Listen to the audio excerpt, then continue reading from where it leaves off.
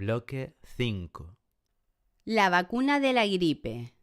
Los CDC han recomendado siempre vacunarse contra la influenza porque consideran que es la mejor manera de reducir las probabilidades de contraerla y de transmitirla a los demás. Afirman que todas las personas de 6 meses de edad en adelante deben vacunarse contra la influenza todos los años. No obstante, advierten que algunas personas que se vacunen se pueden enfermar igualmente. Según los CDC, la vacuna contra la influenza puede disminuir las enfermedades por la influenza, las visitas al médico, las ausencias laborales y escolares y puede prevenir las hospitalizaciones y las muertes relacionadas con la edad. Hay que recordar que los CDC son la autoridad máxima en el control de enfermedades de los Estados Unidos de América y tienen una gran influencia a nivel internacional en el ámbito sanitario. Sin embargo, existen numerosos estudios que demuestran no solo la ineficacia de la vacuna de la gripe, sino su peligrosidad, como mencionamos a continuación. 1.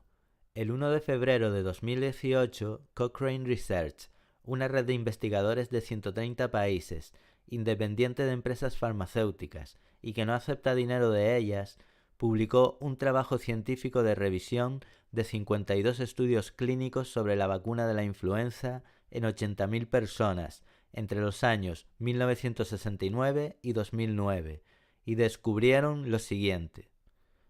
La vacuna reduce posiblemente la influenza de un 2,3% a un 0,9%, es decir, que puede reducir posiblemente la influenza en un porcentaje alrededor de 1,4%. La vacuna no tuvo efecto en 70 de 71 personas, es decir, falla en el 99%. Se afirmaba que la vacuna reducía las hospitalizaciones, pero la revisión demostró que solo lo hizo en un 0,6%. La vacuna de la influenza es la causa de cierta incidencia del síndrome Guillain-Barré, que afecta al sistema muscular y nervioso y que incluso puede causar la muerte.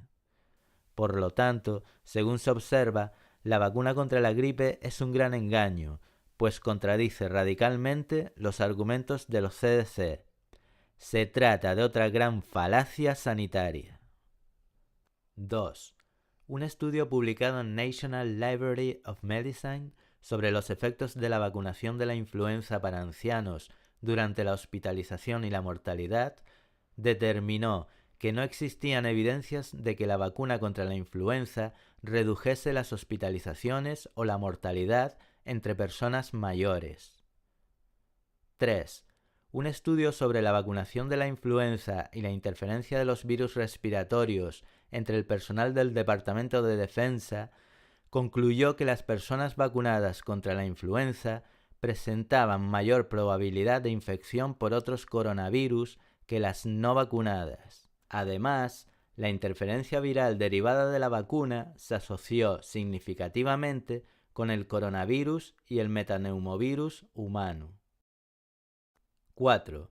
Un estudio realizado durante el estado de alarma en España en 2020 por sanitarios del Hospital de Barbastro, titulado Hipótesis: posible interferencia inmunológica entre el polisorbato 80 de la vacuna antigripal adyuvada y el SARS-CoV-2 como causa de la pandemia por coronavirus, revela que la vacuna antigripal de la campaña 2019-2020 podría estar asociada a un riesgo mayor de fallecimientos por el supuesto COVID-19 en mayores de 65 años. Entre los componentes de esa vacuna se encuentran los polisorbatos, que son sustancias con antecedentes tóxicos conocidos. Y 5.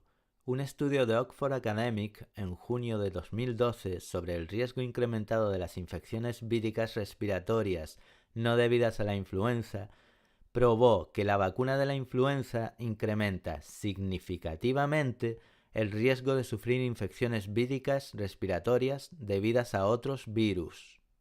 Según demuestran estos estudios que acabamos de nombrar, parece ser que la vacuna antigripal, lejos de ser efectiva, induce a padecer otras enfermedades respiratorias multiplicando el riesgo de sufrirlas. Además, tampoco es cierto que reduzca las hospitalizaciones. Asimismo, vamos a añadir la siguiente lista de algunos componentes de la vacuna contra la influenza que incluyen los ingredientes como por ejemplo adyuvantes y conservantes, las sustancias utilizadas durante el proceso de fabricación, incluidos los medios de producción de la vacuna y las consecuencias en la salud de las personas. Aluminio. Se sabe que causa daño cerebral en todas las dosis. Está relacionado con la enfermedad de Alzheimer, demencia, convulsiones, problemas autoinmunes, SID y cáncer. Esta toxina se acumula en el cerebro y causa más daño con cada dosis. Formaldehído o formalina. Se sabe que causa cáncer en humanos. Probable veneno gastrointestinal, hepático, respiratorio, inmunológico, nervioso y reproductivo. Prohibido en inyectables en la mayoría de los países europeos. Beta-propiolactona. Se sabe que causa cáncer. Se sospecha que puede ser un veneno gastrointestinal, hepático, nervioso, respiratorio, cutáneo y de órganos sensoriales.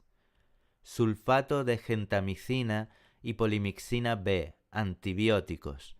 Las reacciones alérgicas pueden variar de leves a potencialmente mortales. Levaduras modificadas genéticamente, ADN bacteriano y viral, y componentes lácteos o de huevo. Se pueden incorporar al ADN del receptor y causar mutaciones genéticas desconocidas. También incluyen huevos y lácteos, lo que conduce a alergias. Células renales caninas de Madin Darby y gelatina hidrolizada de cerdo.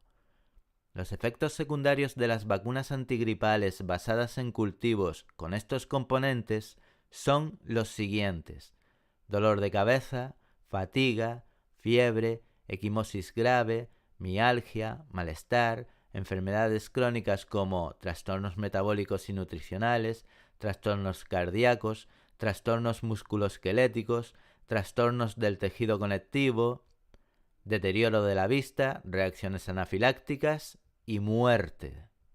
Mercurio, timerosal, una de las sustancias más tóxicas conocidas. Pequeñas dosis causan daño al cerebro, intestino, hígado, médula ósea, sistema nervioso o riñones, vinculado a trastornos autoinmunes y trastornos neurológicos como el autismo.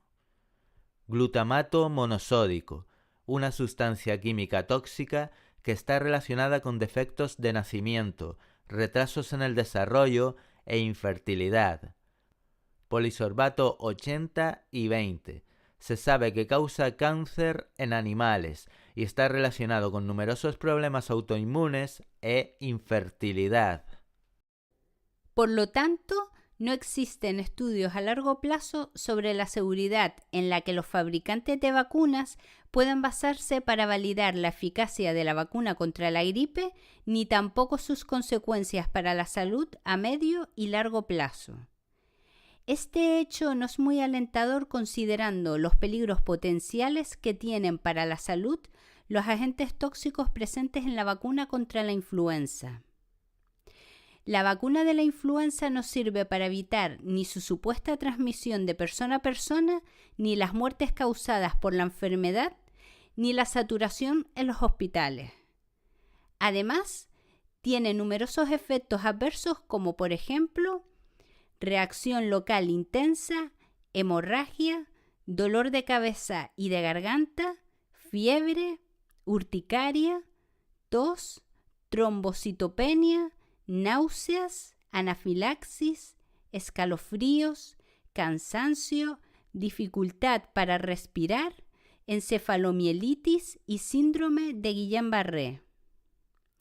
En Estados Unidos de América, casi la mitad de las indemnizaciones por daños causados por las vacunas se deben a las vacunas contra la influenza. ¿Cómo se supone que el cuerpo humano va a desarrollar inmunidad al estar expuesto a venenos neurotóxicos como el timerosal y el formaldehído? Para elaborar el timerosal se empieza con mercurio elemental y luego se transforma en etilmercurio.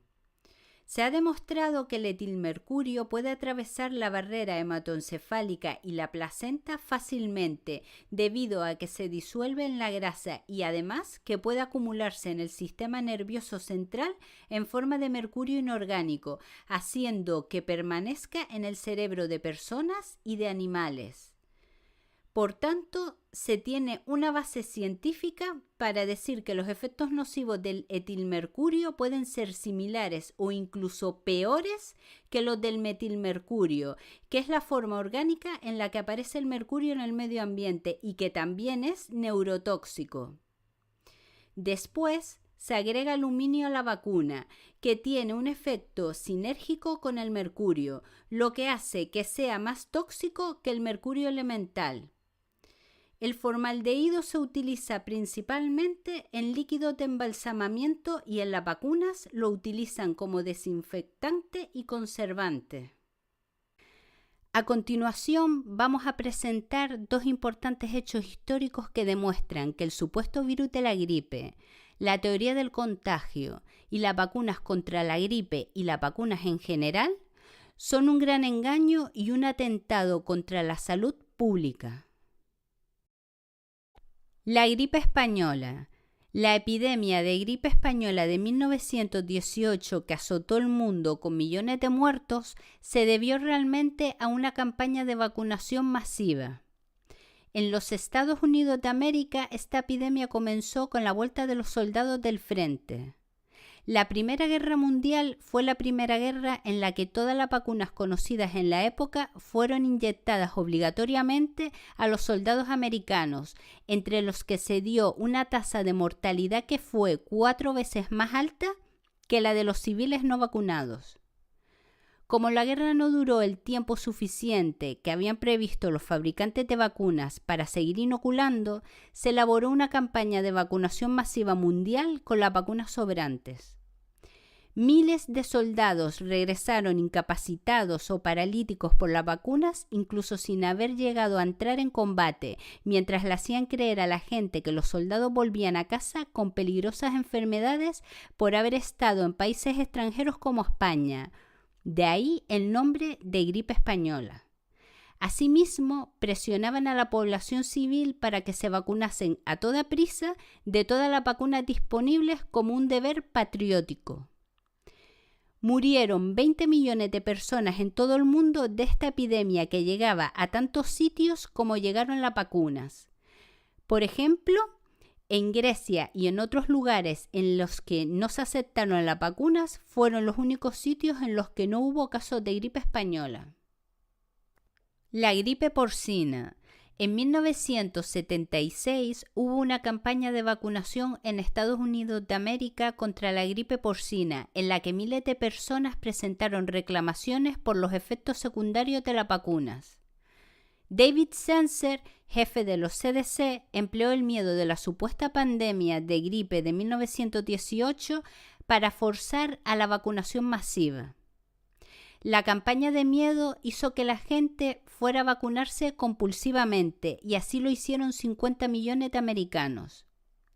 Los resultados de esa campaña de vacunación fueron los siguientes. Se presentaron miles de reclamaciones por muertes, lesiones, parálisis y otros efectos secundarios. Se produjo una epidemia de síndrome de Guillain-Barré, al menos 500 casos. La vacuna multiplicó por 8 el riesgo de contraer este síndrome. Hubo 25 muertes después de la inoculación. En conclusión, apenas 10 semanas después, la vacuna fue retirada debido a los evidentes efectos secundarios y el gobierno de Estados Unidos de América tuvo que pagar millonarias indemnizaciones por los estragos causados por la campaña de vacunación. Además de estos dos grandes fracasos de la vacunación contra la gripe y la manipulación de los hechos para presentar la vacuna como la única solución a una enfermedad ficticia, tenemos un nuevo intento de crear artificialmente una supuesta pandemia de gripe, la gripe A. La gripe A En 2009, Jane Burgemeister, nacida en Suiza y especializada en investigación de temas médicos, alerta al mundo de que se estaba tratando de ejecutar el mayor crimen de la historia de la humanidad hasta ese momento.